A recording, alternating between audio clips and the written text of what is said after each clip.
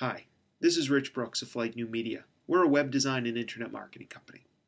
There's not a business or entrepreneur out there that doesn't need to be keeping up with changes that are going on in their industry, keeping tabs on their competitor, and just listening to what people are saying about them.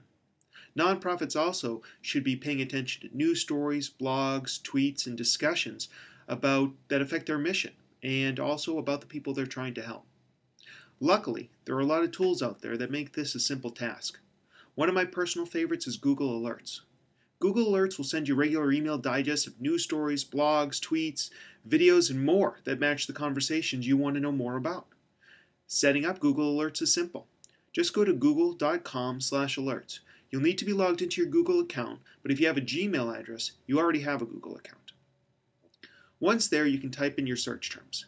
Consider your company name, your competitors, key people in your company, your industry, your products and services, anything that you need to keep tabs on. You'll probably want to set up an alert for each keyword. You can refine your keyword by typing a minus sign or dash before a word you don't want to include. For example, on my alert for Rich Brooks, I may want to include dash Kentucky or dash UK to reduce the number of news stories on the retired UK coach.